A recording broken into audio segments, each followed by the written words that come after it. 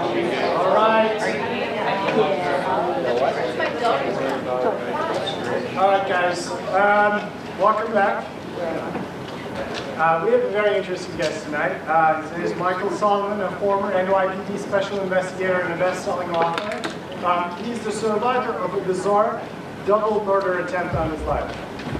Hopefully we'll hear about that. As a national political and motivational speaker, Michael is sought after by many organizations and corporations. He's known as a speaker who leaves his audiences laughing, inspired, motivated, and begging for more. During his tenure in the intelligence division, he was assigned to protect the Shah of Iran and Madame Chang of Taiwan.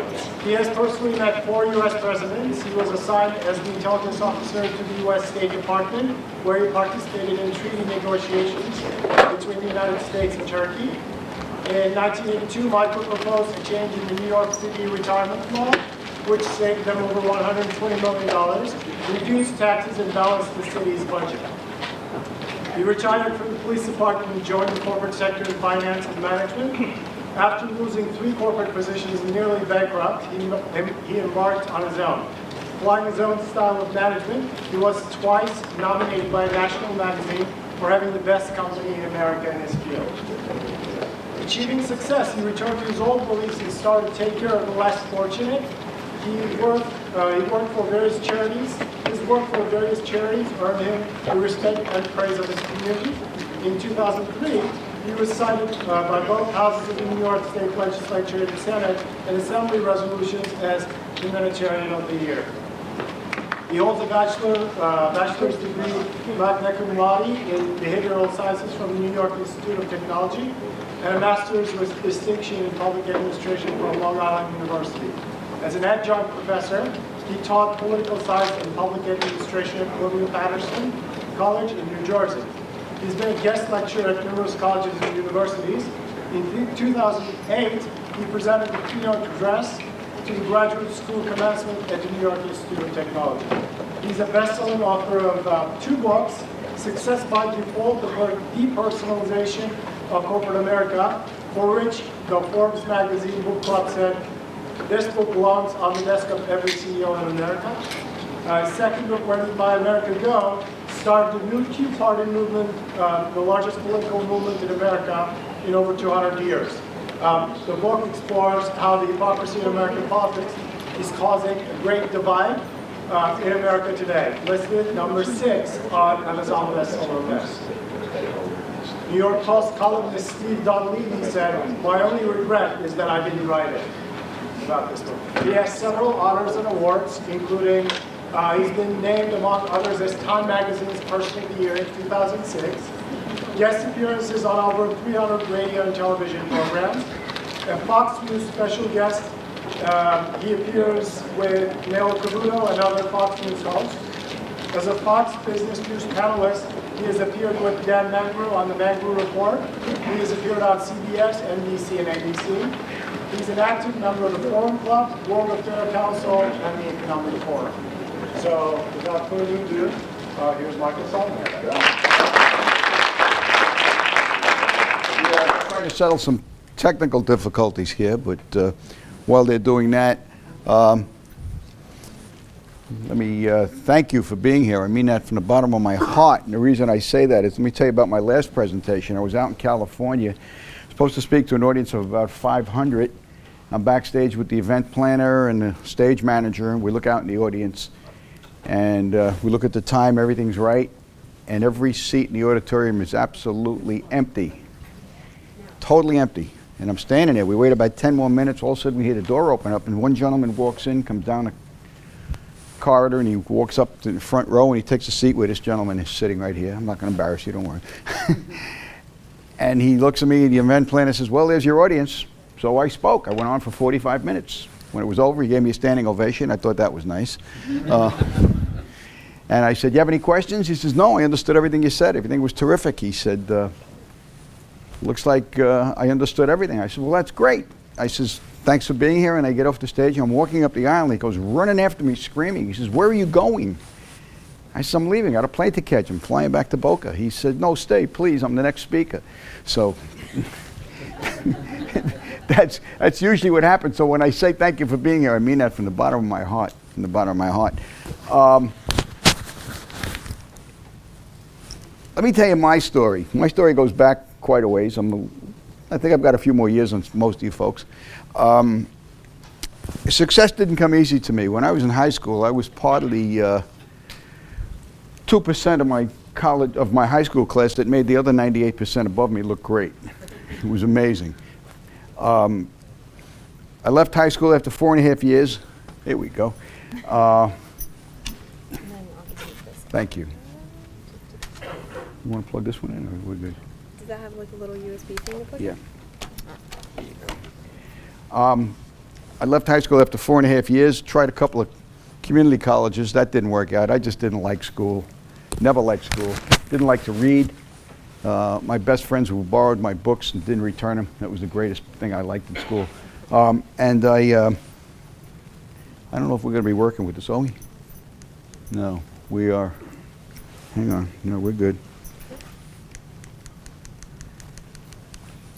I love technical difficulties. Anyway, dropped out of 2 community colleges. Actually, I didn't drop out. They dropped me out. The only thing I think I probably landed on my head leaving a couple of them. But I took a civil service exam, joined the police department. After about 3 years, I was promoted. Unbelievable assignments. I was all over New York. Special investigator in the Organized Crime Control Bureau. And I woke up one day and said, I don't want to do this the rest of my life. I'm going to get a degree. I went back to school, and within 6 years, I had a master's degree, and I was offered a scholarship to law school. I turned it down because there was a preamble with that I had to go spend another 10 years in a police department. I said I wasn't doing that. Couldn't make it on a police officer's salary, so I opened up a tax practice on the side. I had a minor in business in school, so I had some tax accounting classes I've taken, and was doing a tax return one day and found a quirk that a police officer in the city of New York and a couple of firemen that I knew had Social Security taxes taken out of their disability pay. And I said, something's wrong here. Disability pay isn't subject to Social Security taxes. Back then it wasn't. This was 1975 actually, because I researched it and I fought it.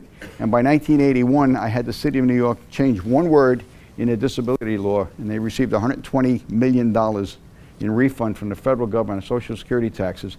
They had to take half of that and send it back to the employees who they erroneously taxed over the years, and it balanced the city's budget that year. What happened was the chairman of the city council decided he was going to take credit for the whole thing, but what he forgot is I did it on the radio with an editorial reply. CBS in New York just did an editorial on me, no reward for police officer who bails out the city.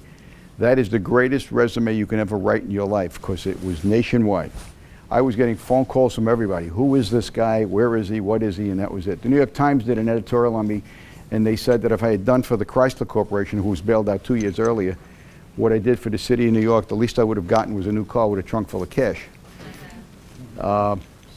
So I got all kinds of offers. I was able to vest my pension in 6 months. I left and I went into corporate management and finance. There was a problem back then. It was 1981. Anybody know what was going on? Guys are MBA students? Interest rates in the country were 21% prime, 18% mortgages, 15% unemployment. Negative growth in the economy was minus 3% in GDP. The New York Times stopped printing the classified section, and after 3 corporate positions and 3 corporations went under, I'm out of work. With $500 in the bank, 2 kids to feed, and I'm living in a 1,500 square foot townhouse, not knowing where my next meal's coming from. My wife at the time had a $60 a week part-time job. Michael, what's the name of your presentation? Executive MBA. Should be, it's right here. This is it. Oh, it's on this screen.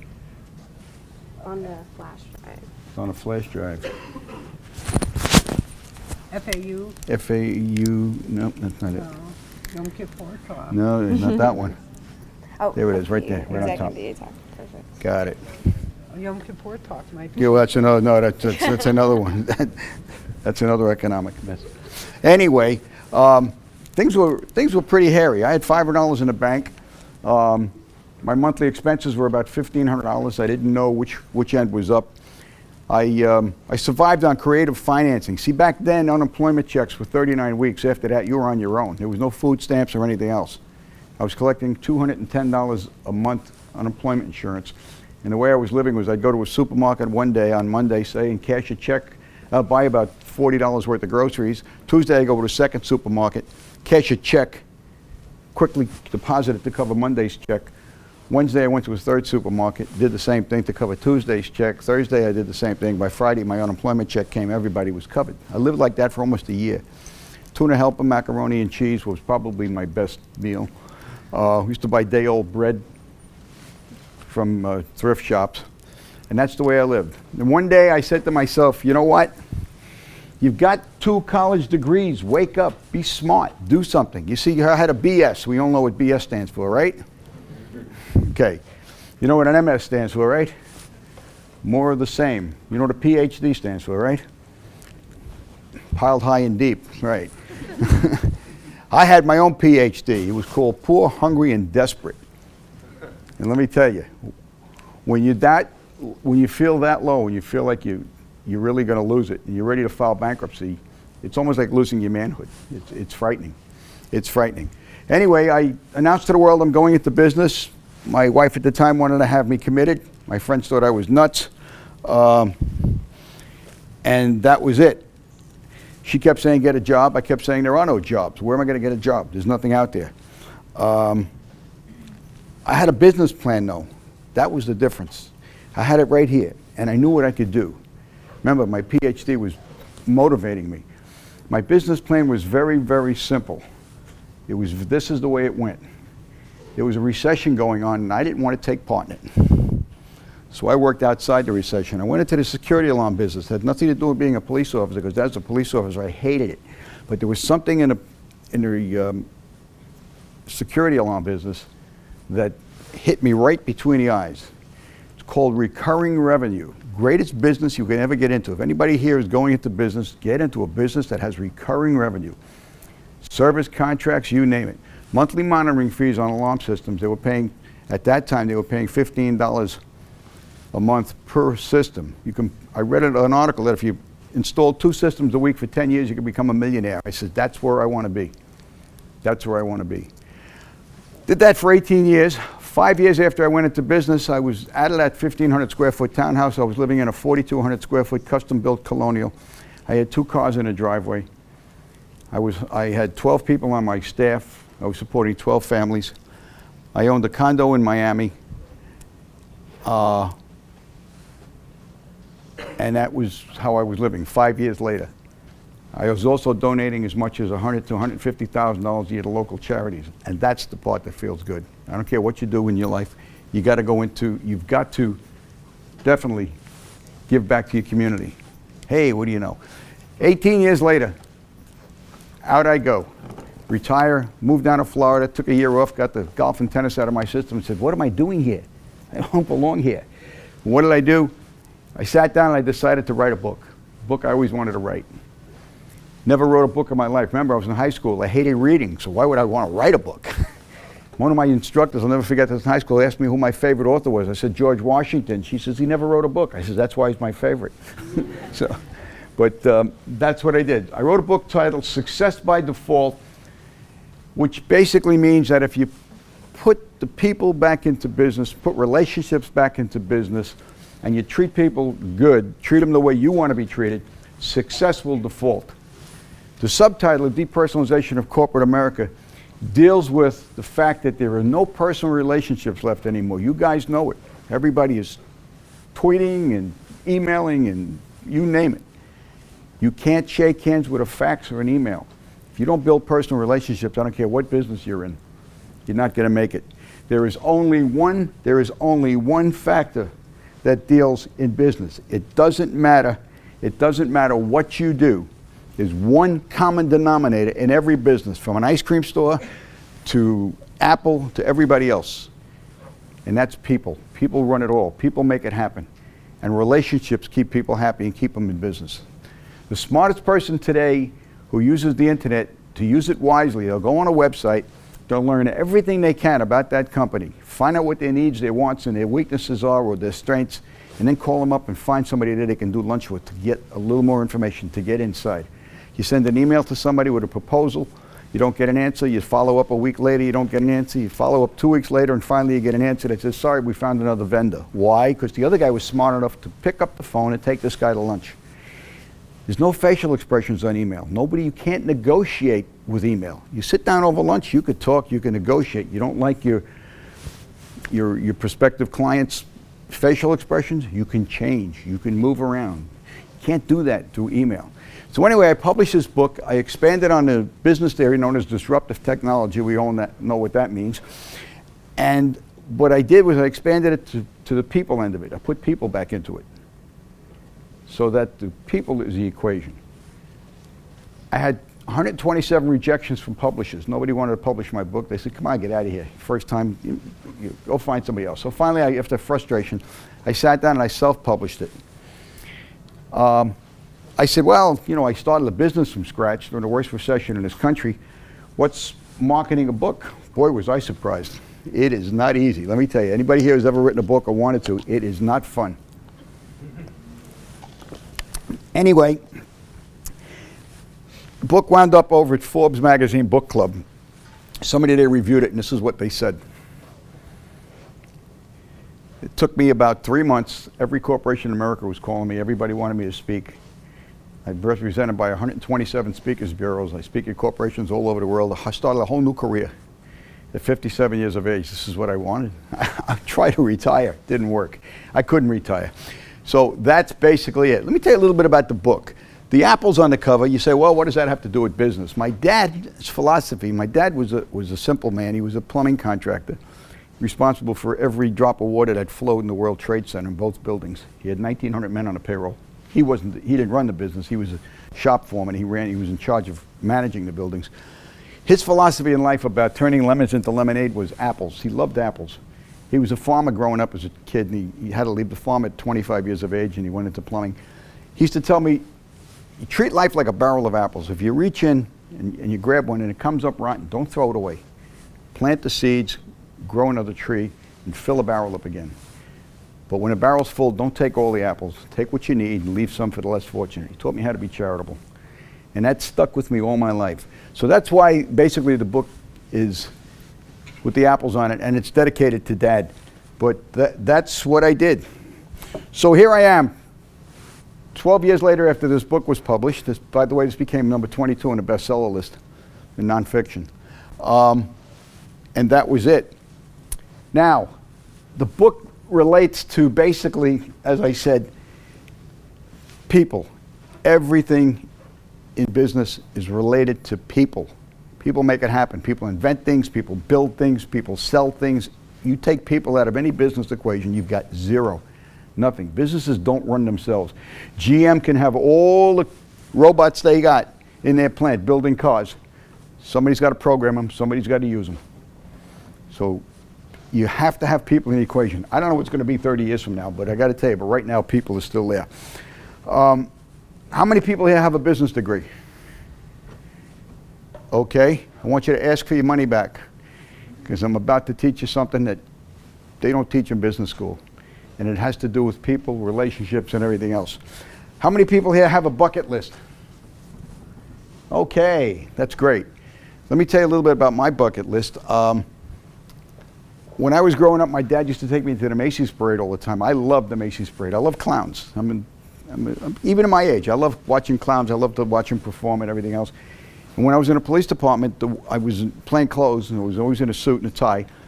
The only time I would put a uniform on is I volunteered to work the Macy's parade every year. I'm a major out-of-the-box thinker. I did it for two reasons. One, I love the parade, so I got to see the parade a little bit.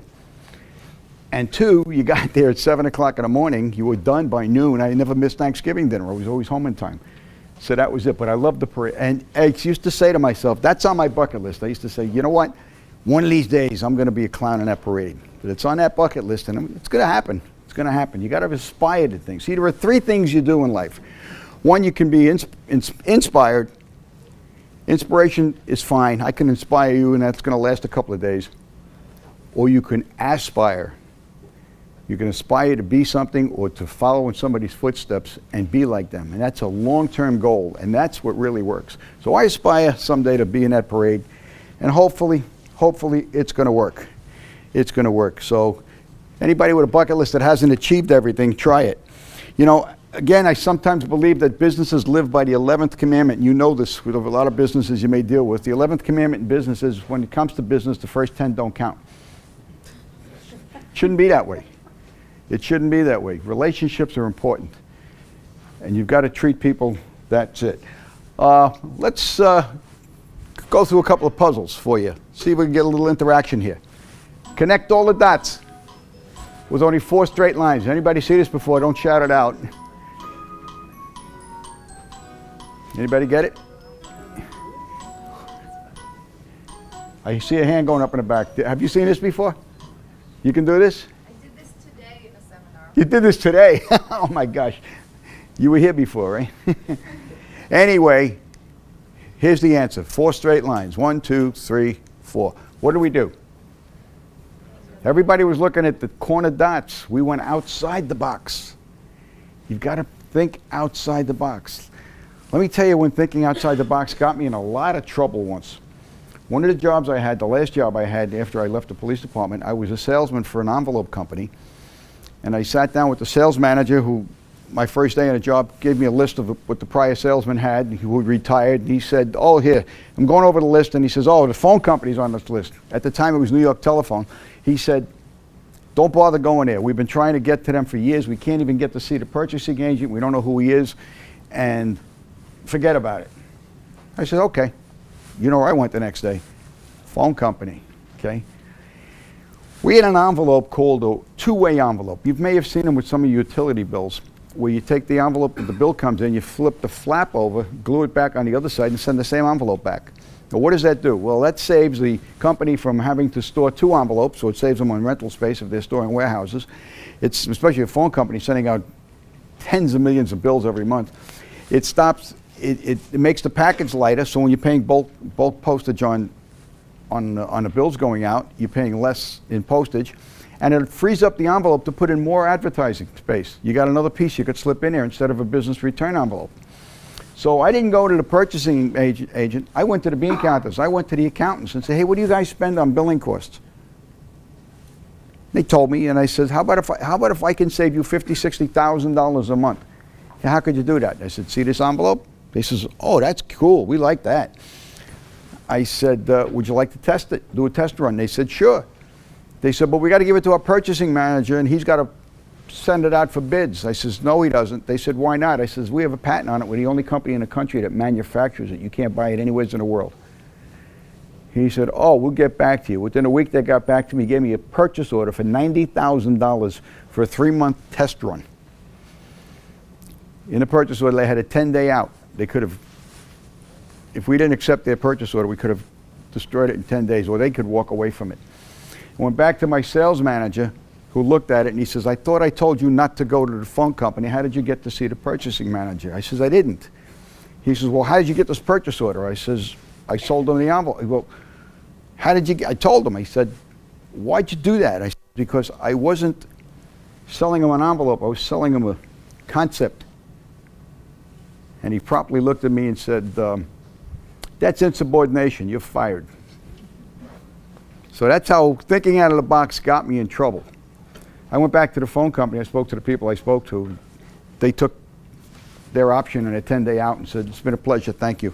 They said, we don't like to deal with people that treat people like that. You were helping us, and he doesn't want to help us, and that was it. And he said, no, and I'm going to make this a house account, so you're not going to get any commissions on it. So I said, okay, fine. So that was how that works. Here's another problem.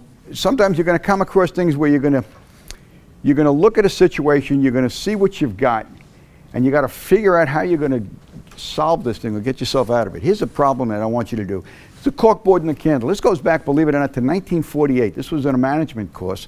And you're given a candle, a box of tacks, a book of matches, and a corkboard. Your mission is to affix the candle to the corkboard in such a way so that when it's lit, wax does not drip onto the floor. If you've seen this before, don't jump at it. Anybody want to give it a shot? Remember, take the tools you have. You got to use all 4 things, and think a little bit differently. Well, since you guys are still thinking about it, we'll give you the solution. You empty the box of tacks, tack it to the corkboard, and use it as a candle holder. Wax won't drip. So you've got to take the tools you have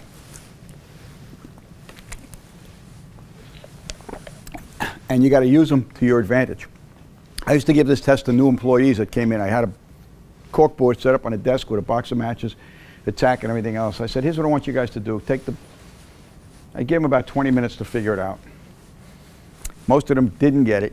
Once they got it, it was like the sun coming up in the morning. They said, oh, wow, I didn't think of that. You told me that. I said, I didn't say you had to use all the tacks. I said, just use what you need. So that's basically it. So basically, what you got to do is you got to take the facts and you got to think about them and run with them. Perfect example. Let's talk about facts for a second. Oh, by the way, let me tell you one thing about this. What this puzzle did was it taught me one thing in business, and you're going to learn this as you go through. Anybody here in business? Okay, great. What kind of person would you like to hire? How's the common man sound? No? Good. How about you? Where is he? One thing I never wanted to do was hire the common man. I wanted the uncommon man. I wanted the out of the box thinker. The guy who can think quick on his feet, who could take a problem and run with it. And not say to me, hey boss, I finished that, what's next? Perfect example, let me give you a little story. Guy goes into the public supermarket and he grabs a kid in the produce department. And he said, can I get a half a head of lettuce? And the kid in the produce department says, no, I'm sorry, but we don't cut lettuce in half. You buy the whole head, you buy nothing. And an argument ensues. It goes back and forth for 10 minutes. Finally, he says, I want to see your manager. Kid says, okay. He goes to the back, grabs his manager. Manager says, what's up, kid? He says, I got some jerk out here, some real idiot that wants a half a head of lettuce. And as he says it, he turns around, the guy standing right behind him.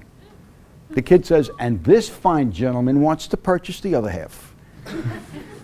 So the manager looks at him and he says, no problem, give him his half of lettuce and let him go. So he packs it up, the guy leaves, and that's it. Of course, there was no other guy. About 10 minutes later, the manager grabs the kid. He says, come here, I want to talk to you. He said, I've never seen anybody act like that in my life. You are so quick on your feet. He says, you're going places with this company, kid. He says, well, thank you, boss. He says, where you from, son? You look new. He says, well, I just transferred here from another store, but I'm originally from Canada. He says, Canada? He says, what made you move down here from Canada? He says, there's nothing in Canada but hookers and hockey players. Manager says, gee, you know, my wife's from Montreal. And the kid says, really, what team does she play for? So you've got to think quick on your feet. You got to think quick. And you've got to learn to take the facts you have and turn them into something. We're going to have some fun here, I hope. Perfect example is, the problem is you have to know the problem. How do you get an elephant into a refrigerator? Cut them up? No. That's the facts. You got an elephant, you got a refrigerator. How do you get them in? Very simple. Very simple. You open the door and put them in. We didn't tell you how small the elephant was or how big the refrigerator was, right? So analyze the facts you have. Okay, now that you know that, here you go. How do you get a giraffe in a refrigerator? You got to know this. What's that? You got it. Who said that? Take the elephant out first. You're right. You got to first take out the elephant, then you put the giraffe in. Absolutely. Okay, here's a fact. The Lion King is hosting a conference. All the animals and reptiles in the jungle, rivers, and lakes are going to attend. Who doesn't show up? Who said the giraffe? You're right, because he's in a refrigerator, right? Okay, so you've got the facts. Your problem, giraffe, he's in the refrigerator. You need to get to this conference. You got to cross a river that's full of man-eating alligators and crocodiles. There is no bridge, no boat, no stones to walk on. How do you cross the river? No, you don't take the giraffe out. He's not showing up. He's gone. He's deep freeze. He's deep six. How do you get there? What was that? They are in the conference. No. Who's at the conference? Right. So what do?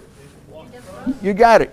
You swim. All the crocodiles are at the conference. Just make sure you get there last. Make sure you get there last. You're right. The crocodiles are at the conference. At the conference. Those people here who said they were in business, you have employees, you have people you hired? No? Okay, well, a lot of people here aspire to go into business down the road. I'm sure most of you do. You should. There's nothing like it. What does the color purple have to do with your business? We're going to get a little political here for a minute because this is extremely important and it's going on in America. It's not only happening in America, it's happening in Canada, it's happening in Europe. Political correctness is taking over. Color purple has to do with your business because there's a new edict in public schools. If you don't believe me, Google the purple pen. This government spent $50 million in a Harvard study to determine that the color red was negative. I could have saved them $50 million. All they did was call me up and ask me. So what did they do? The NEA, National Educational Association, decided that they're going to change marking somebody wrong in red to purple because it's a softer, gentler color. It's not overbearing. It doesn't have... Well, how did red get that way? Not because it's red, because it stood for failure. It stood for negativity. So what are we going to do in 5 years when purple starts standing for negativity? We're going to change it to yellow, spend another $50 million? But here's the problem. Everybody in school today, the younger generation, is a winner. There are no losers. You go into the Little League team, soccer team, everything else. We're a trophy generation. The last place team gets a participation trophy and a sweatshirt and a t-shirt, just like everybody else does. So we're making these kids imaginary winners. Colleges today, 5 major Ivy League schools have done away with D's. Wouldn't you love that? They did away with D's. So what are professors doing? They got a student who's borderline, who's not failing, but he's not passing, and he really shouldn't pass, but he really shouldn't fail, and they can't give him a D. He's getting the benefit of the doubt, and they're pushing kids out of schools with C's. That's what's happening. Kids get out of school today, they think they're a winner because, hey, look what I did. You know, I got all these trophies, and I got a college degree, and I'm going to go to work. And they walk into the workplace, and they think they're the biggest winner in the world. They lose their first job, and the first thing that happens is depression sets in. So the winner in this is the pharmaceutical houses with all the antidepressant drugs. And they think the world about it. What do they want? Some of you may be in this position, I don't know. This is not disparaging against you. I'm going to try to be as politically correct as I can. 60 Minutes did a story on this about 7 years ago called The Millennials, where these new hirees want their work hours wrapped around their yoga classes. They've got experts and consultants coming in and teaching these kids how to eat with a knife and a fork, how to cover up the tattoos and the piercings when they go to important business meetings. And these kids have gotten their parents calling the bosses saying, hey, my kid's been working there for 2 months. How come he hasn't gotten a promotion or a raise? I mean, this is what's been going on. There was one story of a woman that called the dean at Brown University and said, my son got a C. I pay you $27,000 a semester for his tuition. He doesn't deserve, for that kind of money, he should get at least B pluses. And they were arguing, and that's what's going on. So it's absolutely crazy. Here's where it becomes your problem. You may have just hired them, and they come in there like gangbusters, and they think, well, you can't tell me to do that because I'm a winner. I'm the guy. It doesn't work that way. You have to, these kids have to learn. This trophy generation has to learn. They have to learn. And you know, when I looked at it and I said, well, PC is a problem. But then when I thought about this for a while, I says, maybe we got a cure for road rage. If we take all the red lights and we change them to purple, we'll calm everybody down. Nobody's going to get shot at the red lights. So that's basically what it is. So that's what the color purple might have to do with your business. Here's something you're going to have to look at. There's a little town in New York called Loch Sheldrake. Anybody here from New York? Anybody know Loch Sheldrake in the Catskills? Loch Sheldrake, the town of Loch Sheldrake is about the length of this building. When you drive through it, there was one gas station, one post office. I don't know what a post office was doing there, one general store. And the joke was, when you drive through Loch Sheldrake, don't blink, you'll miss it. And that's what the joke was there. Don't blink, you're going to miss Loch Sheldrake. So that's what it is. So that's the joke. It has nothing to do with this class. It has nothing to do with business. But the joke is that because of Loch Sheldrake, here's what I've equated it to. I've equated it to technology. Don't blink or you're going to miss it. Friday, Apple comes out with the iPhone 4, and then on Tuesday, somebody says, well, I got an iPhone 5, and on Wednesday, somebody's got a 6 and a 7 and a 6S, and before you even get a chance to learn how to use the first one. How many people here think your computer's been around for ages? What kind of age? Well, they must be real young, because the computer was, the first PC came out in 1991. It was a program called MS-DOS. They used to have a floppy disk. You remember a floppy disk? It was 5.5 inches, right? Looked like a little x-ray, okay? My grandchildren, my kids, everybody I know, they think we grew up with computers. You ask them what an abacus was, they look at you like you're crazy. I asked them what a slide rule was once. I did a survey for another book I wrote, and I took a survey, I asked these kids what a slide rule was. Everybody thought it had something to do with baseball. I asked them what the Palmer method was, which you remember that, when you used to learn handwriting. They used to tell you to put your palm on the paper and rotate. That's how you learned how to do script writing, okay? It was called the Palmer method. They thought it had something to do with hitting a golf ball or Jim Palmer, the baseball pitcher. They had no idea. And the Dewey Decimal System, they thought it had to do with the weather. It had nothing to do with the library filing system. So that's what it is. But it's crazy. I'm not against technology. Believe me, I'm not. If I didn't have computers in my business, we were sending out 1,200 invoices a month. If I were to do that by hand, I would have to have 10 clerk typists, all kinds of bookkeepers collecting and everything else. My computer spit out 1,200 invoices in about 4 hours. I had an insertion machine that slapped them in an envelope, and they were in the mail that night.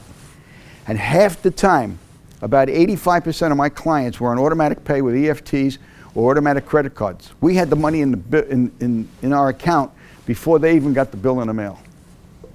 That's technology. To me, that's terrific. I loved it. But it's interfering. One thing I did in my business is we never had an answering service.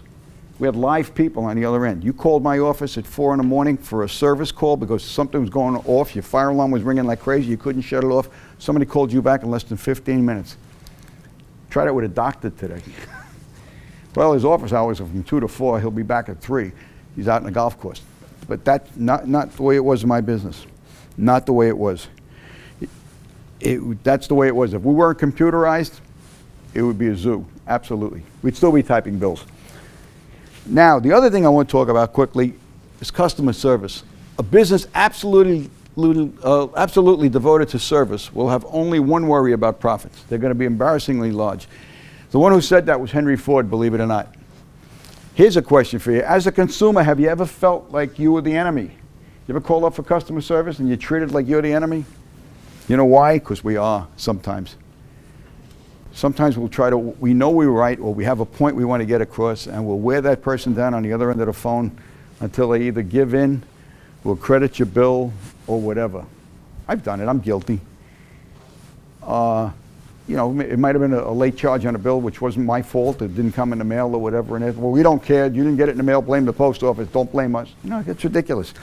It's ridiculous, it doesn't work that way. I had a discussion once with Gordon Bethune, everybody know him, he was CEO of Continental Airlines before he retired, and we were talking about customer service, and he said to me, you know, you're right.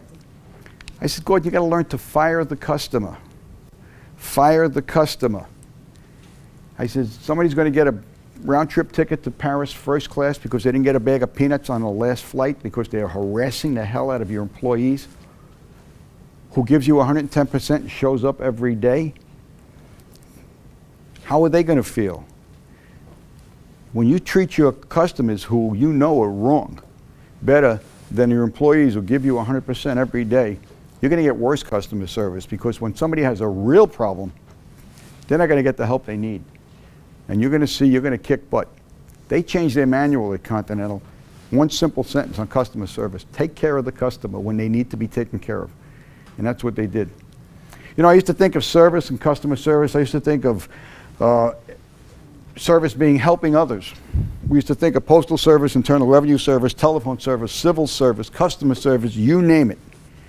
I was totally confused.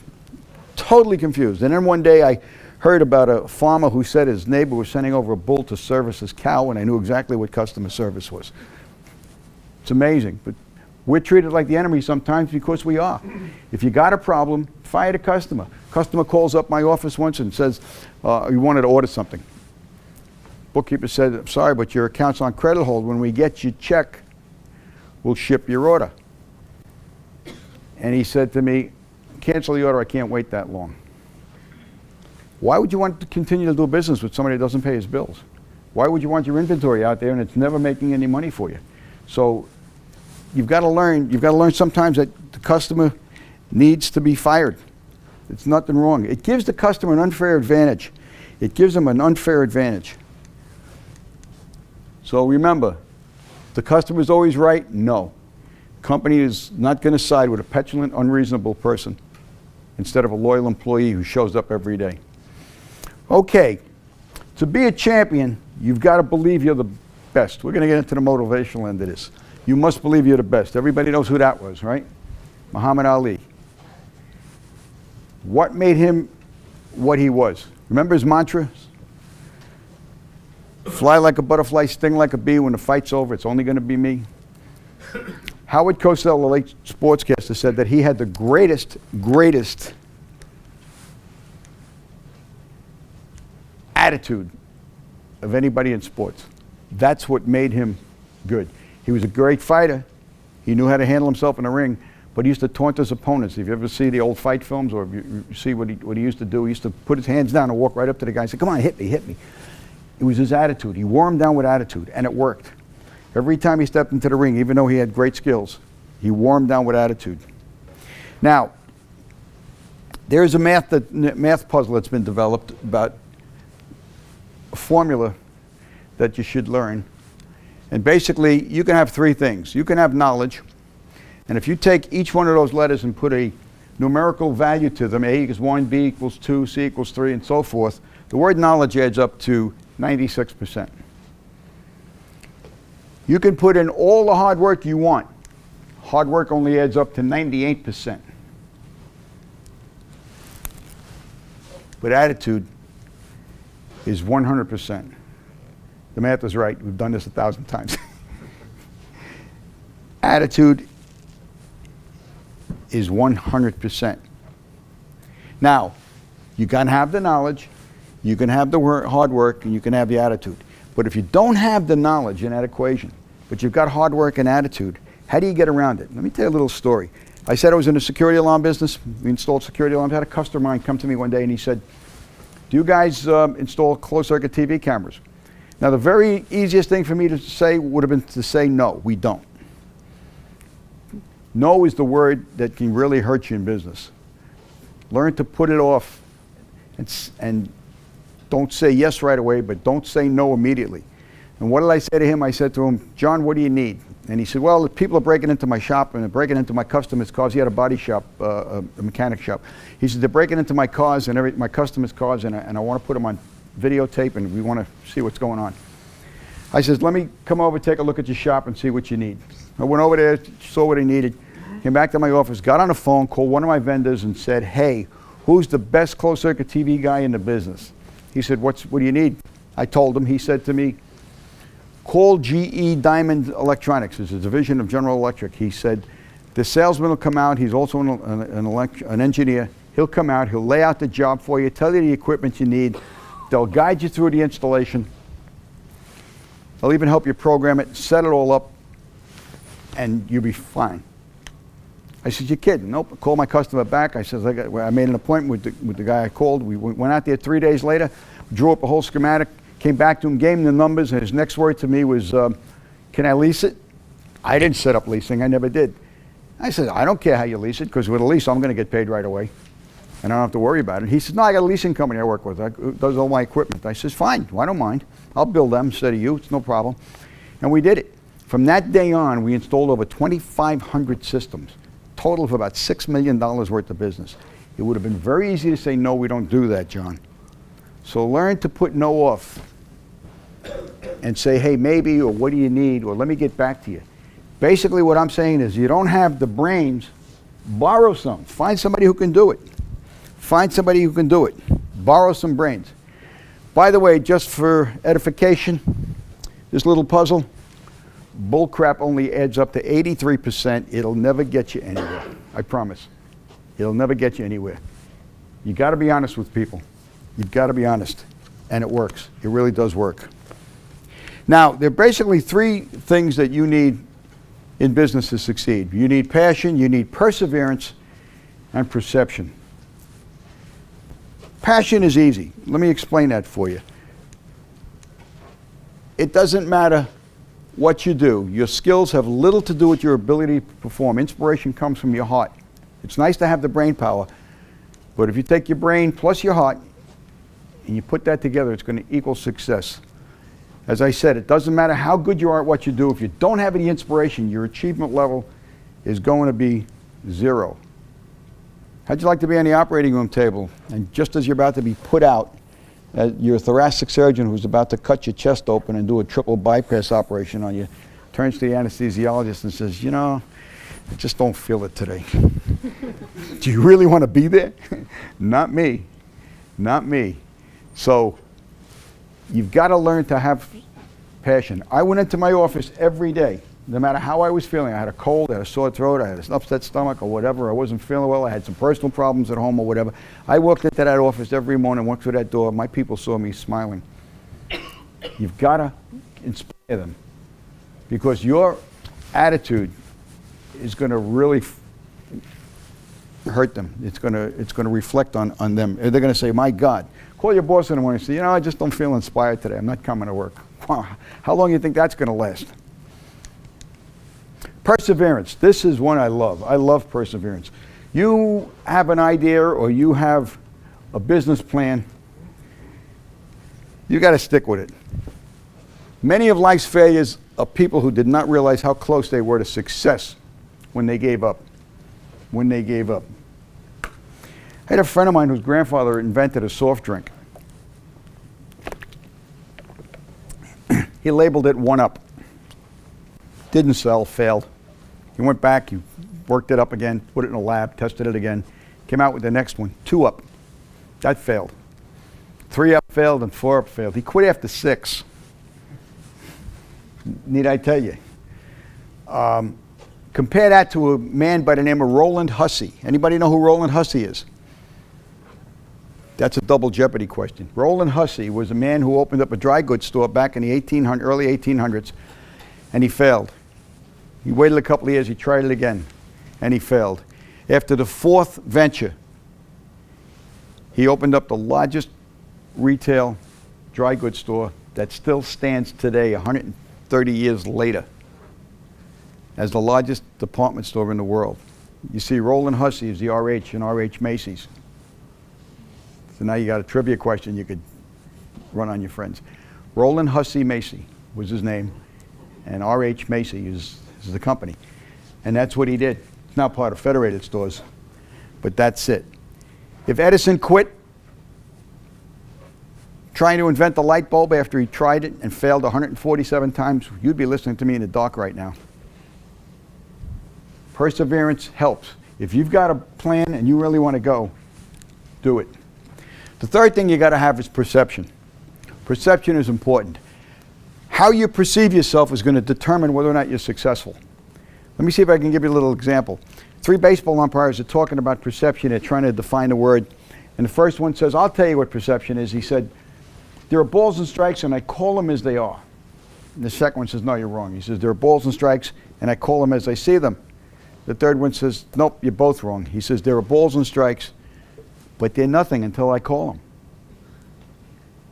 So how does that pertain to you in the working world or in business? Well, let's say you're a splicer for the phone company, and all day long you drive around your truck and you work and you fix broken wires. At the end of the day, you go home. Next day, you go back out there and you fix some broken wires again. If you think of yourself as a wire splicer, that's all you're ever going to be.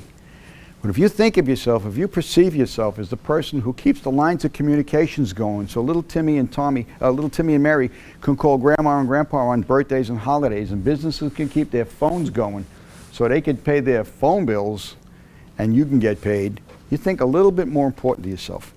If you're a truck driver delivering produce to a local supermarket, well, if you think that's all you are as a truck driver, that's fine. But think of yourself as the guy who keeps the food chain going. You think a little bit more important of yourself. When I was in business, my mission statement in my company was, we protect life and property. Life first, property second. I couldn't care about your house burning down as long as you didn't die in the fire. That's all we cared about. You asked any of my competitors what they did for a living, they would say, oh, we install alarm systems. People say, well, how do you protect life and fire? Well, we do it through electronic means and we install alarms. Oh, but our mission is to protect your life and property in that order. And it works. So you've got to perceive yourself to be a little bit different and a little bit better. And you know what happens when you do that? You start to feel important, and that flows out, and everybody recognizes it. They recognize it on sales calls and everything else. So that's what happens. If you're in accounts receivable, are you collecting checks all day long, or are you making sure that everybody can get paid so you can keep your job? Keep your salesmen working and everybody gets their salary. So think of yourself a little bit different. So perception always works. Now, not only perception works about yourself, it's situations. We've all heard the statement, beauty is in the eye of the beholder, so is opportunity. Think about this. 2 salesmen go to a third world country, an island somewhere, to sell shoes, 2 shoe salesmen. They both get there and they find out that there's 1.5 million inhabitants on this island and nobody wears shoes. First guy looks around, gets on his satellite phone, he calls his boss, he says, I'm coming home, get the first plane out of here. What a waste of time. Second guy calls his office and says, you know what, guys? Ship everything you got. These people need shoes. So look at the opportunity and see how you perceive a situation. Perception works. How many people do we have here that are leaders? They manage people. 1, 2, 3. Okay, you got a half a dozen. That's great. The key to a good team building is leadership. Remember that. Leadership deals with being trustworthy, caring, and helpful. Those people who are leaders, do you know how famous you are? They talk about you all over the place. Their kids talk about you in school. My daddy's boss is a bigger jerk than your daddy. They talk about you in the beauty parlor. They talk about you on the golf course. Don't you want those comments to be positive? Of course we do. We always like it, okay? Well, how do you do that? Keep people in the loop. Don't be afraid. You've got to be a leader. You've got to be trustworthy, caring, and you must be helpful. You got a boss in the corner there talking to an employee, and you're over here doing some work, and you keep looking over there, and every time you look over there, they look up at you. What is your brain telling you? They're talking about me, okay? Paranoia sets in. The worst thing you want in business is a paranoid employee. Somebody who thinks the next time he turns his pencil over and uses the eraser on the back, he's out the door. You want people to be kept in the loop. You want people to, I mean, there are certain things that you want to talk about that employees should know, management stuff and everything else, but you're not going to be in an open office talking about that. Or you may want to say, hey, Charlie, come here. We're working on a problem. Give us a hand with this. This is what we got. Give me some input. It's going to feel important. And the more important your employees feel, the more they're going to feel they're wanted and needed. They're going to want it and need it. If you want to be a good leader, you've got to be contagious. You've got to, as I said, I got into the office every day, and no matter what was going on, I was smiling and I was upbeat. I could have had 102 fever, it didn't matter. But everybody in that office, I needed them. I had employees, this is the truth. I had one employee, his wife was having twins, first time they were having a baby, and she goes into labor while he's on a job. I got the phone call. We didn't have cell phones in those days, we had pagers. So I got paged, I called her and she said, can you get Dave, I'm going into labor. I said, okay. She says, I'm not too strong. She says, it's like, my pains are like 40 minutes apart, but you know. So I said, no problem, I'll get Dave. Drove down to the job, I grabbed him on the job, I said, Dave, get out of here. Lynn's in labor. He says, no, I got to finish this. I said, Dave, get off the job, get in the truck, and go home. Your wife's in labor. He said, give me a half hour, I'll finish this. It's the first kid, she's not going to. I says, I had to physically drag him off, but that's the camaraderie I had. My people knew that because they had that caring and they knew I was helpful, and that's the way it was. You know, unfortunately, many managers don't know how to lead. They treat their staff like mushrooms. You know what a mushroom is? Something you keep in the dark, you feed a lot of manure. You gotta be able to treat your people well. You gotta let them know what's going on. Perfect example, my daughter at the time, when I was out of work, way back when, she was about 9 years old, 8 or 9 years old, and she wanted a toy. She wanted a Cabbage Patch doll. Everybody knows what a Cabbage Patch doll is, right? That was the big thing in those days. And back then, they were about $30. Today, they're probably $130 just to look at the box. But $30 to me was a half a week's groceries back then. So how do you explain to an 8 or a 9-year-old why you don't have any money and why you can't buy her a Cabbage Patch doll? So I had a jar of jelly beans in the kitchen. I dumped them out on the table. And they said, come here, honey, let me explain this to you. And I said, this jelly beans represent all the money we have, that Mommy and I have. And I pushed the stack on the side and I said, this is what we need to pay the bank every month for the mortgage so we could stay here. And I pushed some more on the side, and I said, this is what we need to pay for the car loan so we can drive you to school every day and we can go shopping and I can drive around and look for a job. And this is what we need for insurance and so forth and taxes and everything else. There were like 3 or 4 jelly beans left. I intentionally did that. And I said, this is for an emergency. If one of us gets sick or something breaks in the house, that we have to have it fixed right away, the air conditioning or the heating or whatever. And she says, okay, Poppy, I understand. I said, I'll tell you what. I said, when I get back on my feet and mom and dad get back to work and we make some money, I won't buy you $1, I'll buy you 2. I said, I promise you that. She says, okay, I'll be right back. She goes up to her room, she comes down with a piggy bank, puts it on the table and says, Daddy, will this help? After I took the piggy bank, no, I really didn't, honestly. But you've got to keep people in a loop. Sometimes you have to explain it a little bit differently. And again, the last thing you want in your office or wherever you're working or somebody you're supervising is somebody walking around with paranoia thinking, oh my God, they're talking about me again. It's frightening, but it can happen. People have to learn to follow you, not because of a hierarchy, because you're the boss and you're the leader. They have to follow you because they want to, not because they have to. It's a big difference. Corporate hierarchy is one thing, but you know, people should want to follow you. They should be upbeat and want to come to work so they could follow you. Let's talk about education a little bit because it equates, your education and everything else equates to the to a business world. There are 3 things that are necessary to operate a business. Of course, we know you need working capital, right? You definitely need a business plan. And for most of us, we need an exit strategy. Do you want to do this the rest of your life? You want to go public and get out? You want to retire? You want to leave it to the kids? How do you want to get out? That's what you got to do. School is no different. Your working capital is your tuition, hopefully not your student loans, your expense money, whatever. Your business plan is what's my course load? What do I want to study? I want to be an accountant, I want to be a lawyer, what do I want to be? I want to be a scientist. And your exit strategy is what do I want to do when I get out of here? If you don't have an exit strategy, then you're probably a student that's going to spend 15 years in school changing your major every 6 months because you don't know what you want to do. My theory is very simple. You have to have a plan of action. You definitely have to have a plan of action because the time you spend in school is going to determine your future.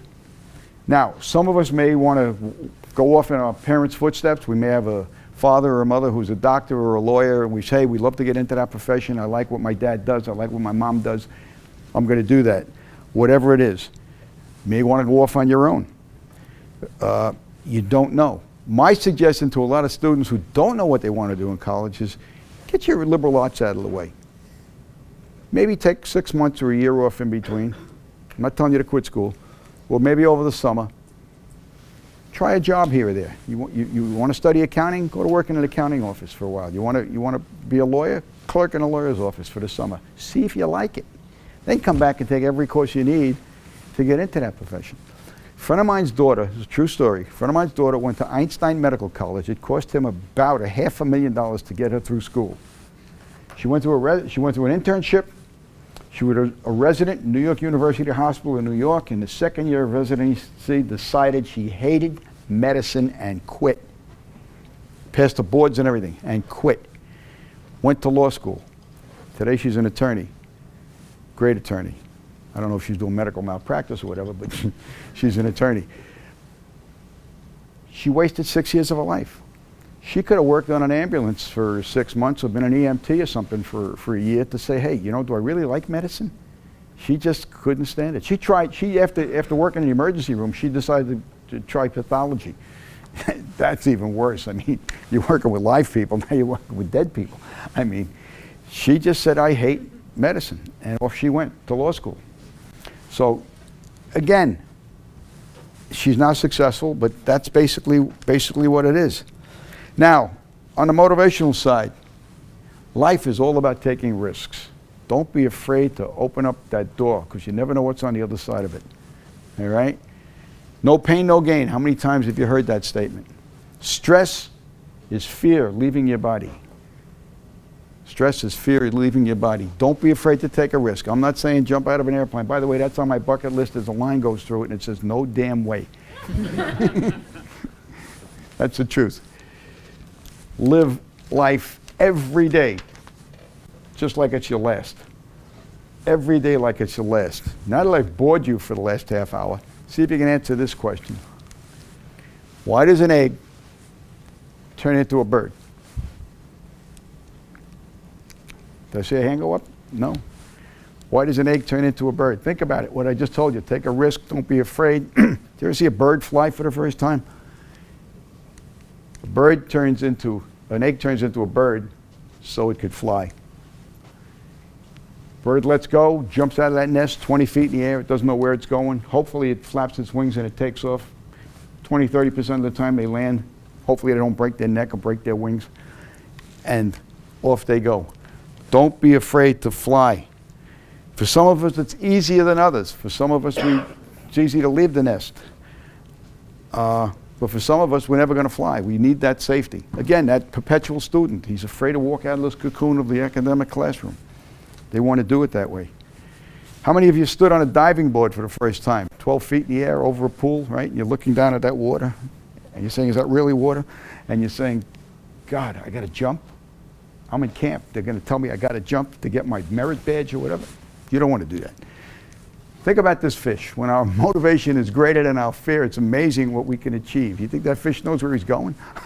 He's hoping there's water on the other side. You know, it's not that a fish lives underwater and they can survive underwater. Fish doesn't know he's in the water. That's his environment. You don't know you're in the air. You're in. The fish lives underwater, but it's part of his environment. He doesn't know it. This one's leaving the nest and he's on his way. And that's where he's going. He has no idea. No idea. Anybody know who Stephen Bannock is? Another trivia question. Stephen Bannock was a Polish pilot who invented the parachute. Imagine how he felt the first time he tested it. That's Stephen Bannock. That was Stephen.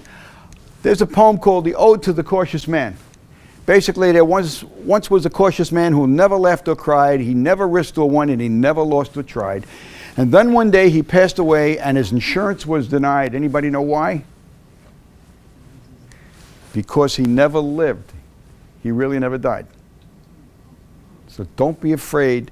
Don't be afraid to take a chance. Take a risk. What's the worst thing that can happen? Remember this. People are not failures. An event is a failure. If you try something and it doesn't work out, don't blame yourself. You are not a failure. Step back, regroup, try it again, rework the problem. Events are failures. Events fail. People don't fail. And you'll say to yourself, well, I know a guy that everything he touches turns to garbage and, you know, he's a failure no matter what. Well, okay, fine. Maybe he hasn't got the mental aptitude to be able to look at the problem better. Maybe he just needs a little more help. But don't feel that if you tried something and it didn't work out, that you're a failure. It's the event, not the person. Remember that. Remember that. Remember this, too. It's easier to go down a hill than up a hill. But guess what? The view at the top is a lot better.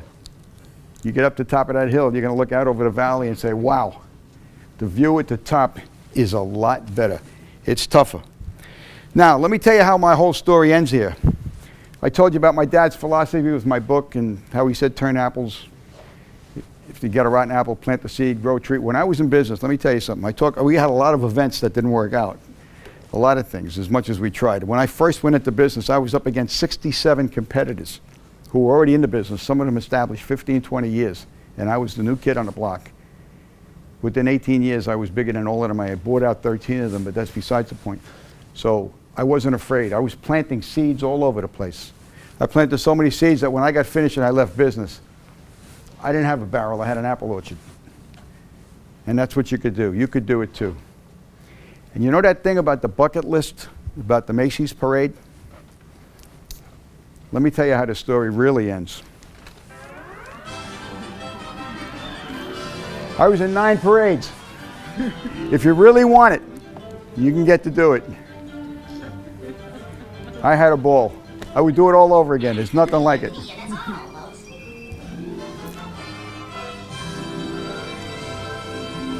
Thank you. I appreciate being here. Let's, we got some time. Let's open it up to some questions. No questions? Nobody, God. No questions? Wow.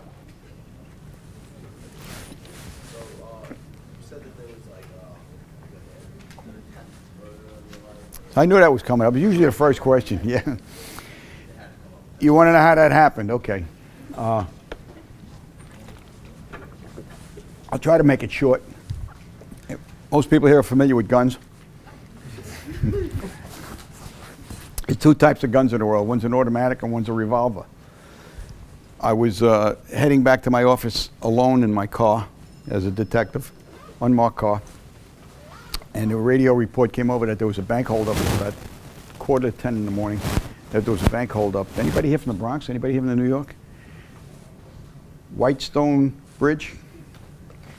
Hutchinson River Parkway, heading towards the bridge is a service road. Okay, I'll give you a point of reference. Anyway, I come off the highway. I'm heading to my office down, if you know Bruckner Boulevard, down that way. And all of a sudden I look up at the light, and there's the getaway car, which is supposed to have 4 occupants in it, with 2 guys in it, sitting at the light. And there's a police car, a marked police car, radio car, coming up behind them. So I get on the radio, I hold it down on there. I didn't want them to see me picking up a microphone talking. And I said, hey, the getaway car is 2 cars in front of you. I'm cutting them off. I'm going to cut them off before the light changes. We'll keep them in check.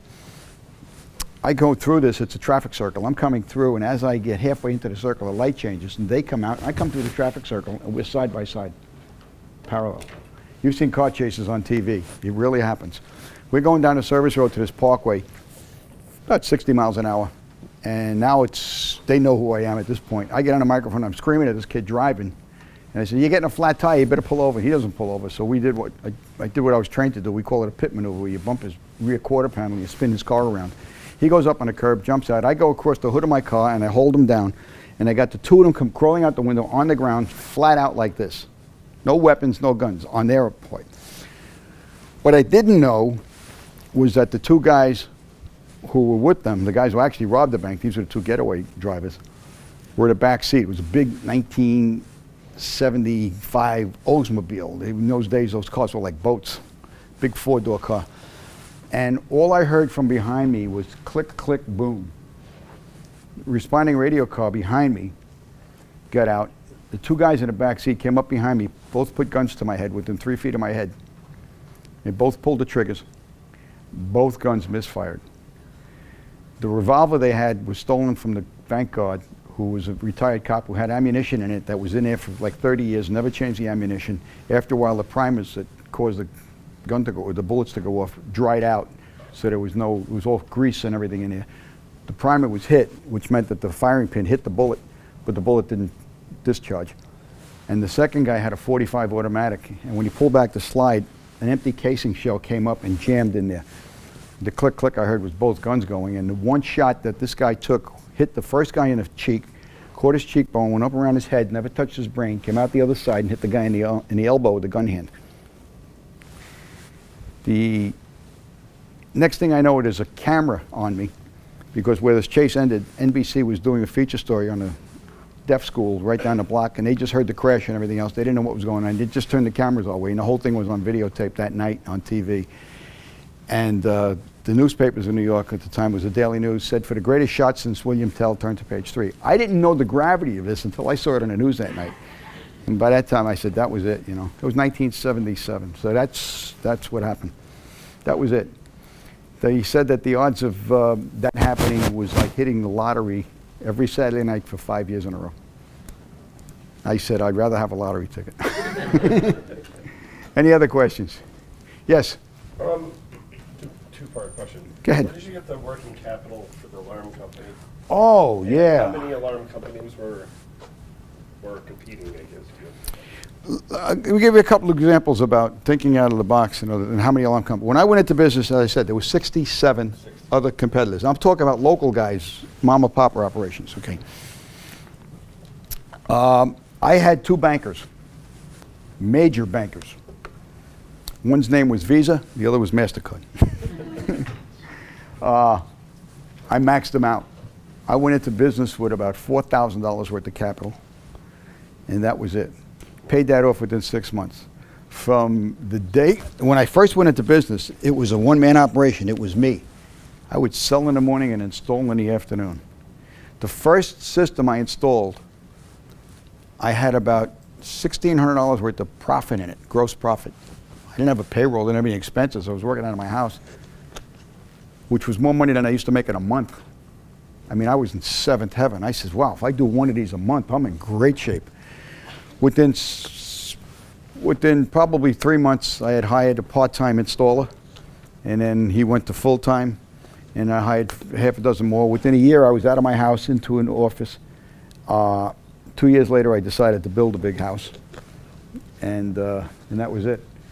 And I never looked back. From day one, thank God, there go the grace of God go I, but from day one, I never had an unprofitable day. And in 18 years, we never had a day with nothing to do. I had put myself on a mission at the time in 1980. The housing market was, Reagan was just in the White House, everything was turning around, and the housing market started to take off in the late 80s. I got involved with the Builders Association. I was working for 42 builders exclusively. We were doing development, 200, 300, 400 homes going up at the same time. And the thinking out of the box was, in those days, if you're buying a house that has a security system in it, the buyer wanted to know what's wrong with the neighborhood. So I had to convince them that the burglary portion of the system was the least important. We're worried about life protection. We're worried about your personal safety. We're worried about fire protection. So, we had a system that called the fire department. We're worried about, God forbid, mama's shopping or somebody's coming home, dad's coming home from work or the bank, and somebody follows them in the house. We had a feature on our system where you turn off the alarm with an alternate code. It shuts the alarm and notifies our central station that you're being forced into your house. It's a home invasion. So those were the things that we had to convince them to. We said, nah, the burglary. And then we convinced them that, by the way, you're going to get a 20 to 25% discount on your homeowner's policy. So if you put a $2,000 alarm system in your mortgage and it costs you $150 a year more, and you save $300 on your insurance bill, it's free. So, in a sense. And the biggest thing in those days was the recurring revenue. And it was amazing. But the business it's an unbelievable business. Anybody gets a chance to go into a recurring revenue business, my God, don't think twice. Everybody knows Wayne Huizenga, right? Every business he's ever been is recurring revenue. The garbage business, the alarm business, okay? Car dealerships, service departments, recurring revenue. That's the recurring revenue business. There's nothing wrong. There was one point in my business, in 1991, I was disabled for about 6 months. I had an osteomyelitis, it was a stupid bone infection, and I was out of work for 6 months. Never lost a paycheck. My recurring revenue was about 75% of my gross profit every month. My gross profit margin on my installations was about 140%. You run a business today with a 140% gross profit margin, the government will come in and shut you down. They'll call you a thief. It's like the guy who just raised the price of that pill 5,000 times. It's crazy. But that's the free market. You could do it. This is stopping anybody from going out and making creating another pill, coming up with a generic and selling it for $1 a piece. There's nothing stopping them. But I just heard this morning on the news that the government's going to step in and stop the guy from selling them. Why? He bought the company for $130 million, and the only way he can get his money back is to raise the price of the pills. That's what he's doing. So, free market's out there. Let some guy open up a generic house and make the same pill. It can be done. So that's basically it. What was your second question? I'm sorry. Oh, it was about the competition. You answered it. I'll give you a little story on the competition. There's a company out there called. They have 3 letters of the alphabet. I didn't say them. They came out. Remember I said recurring revenue was the key to this business? The whole industry was built like that. And by the way, not only did I have recurring revenue on monthly monitoring services, I was the only company in the tri-state area that sold service contracts on the equipment. It was amazing. Nobody did that. People buy a refrigerator from Sears and everything else. What do you think Sears makes most of their money? Services, service contracts. That's recurring revenue. So we used to sell them a service contract for $150 a year. We'll come out, replace it, repair it, do whatever we have to. Panel cost. The worst thing I would have to do was change the entire alarm panel. You know, it was a port and unplugged to put a new one back in. It was $69. It takes us no time. So I didn't care about service contracts. I just did it. But ADT came out with something. I said the words. Anyway, in around 1991, they came out with the free alarm. Everybody's heard it on the radio. Free alarm, free alarm. Well, there was nothing free about it. My competitors saw this and went nuts. A couple of them did. They went crazy. He said, oh my God, how are we going to compete with these guys, blah, blah, blah. So they raised the monitoring fees $5 a month from $14 to $19. I was already charging $24.95. And they went out there installing alarms. I called ADT and I had a salesman come to my house and say, you know, I just moved into this place. I want you to evaluate this system and I want to thinking about upgrading it. What would it cost me? He says, oh, we could do it for free.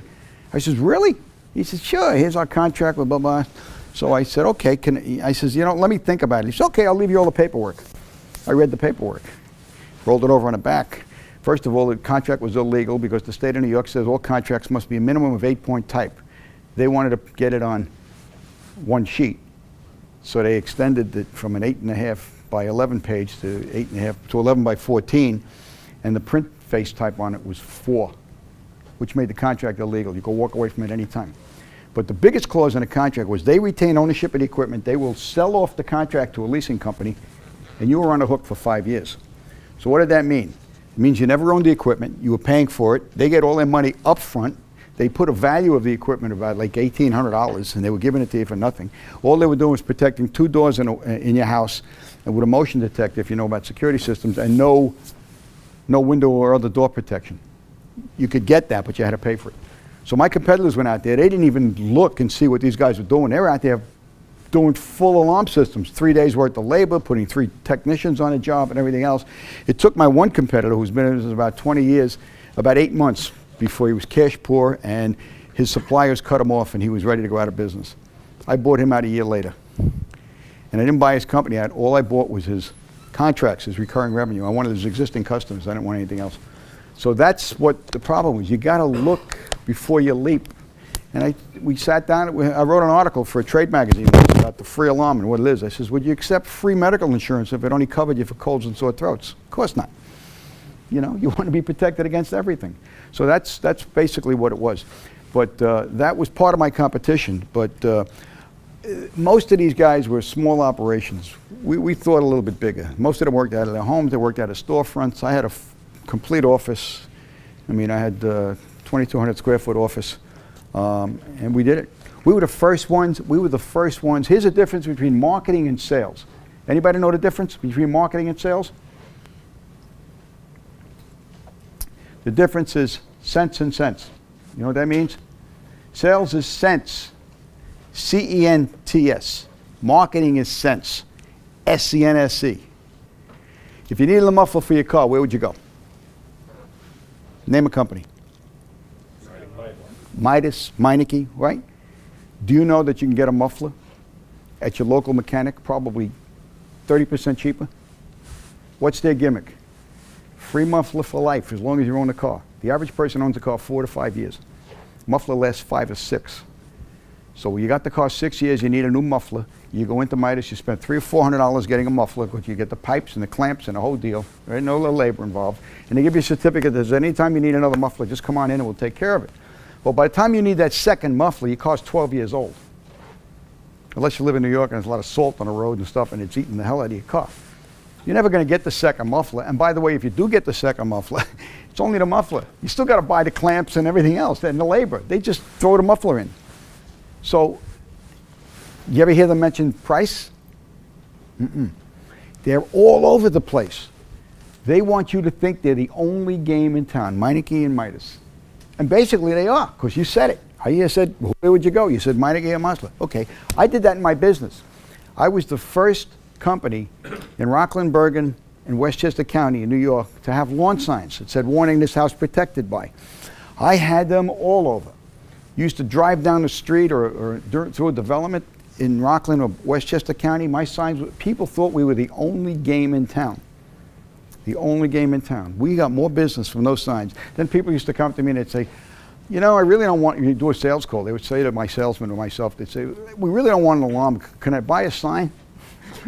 I used to say, yeah, the signs are $2,000. You get a free alarm with them.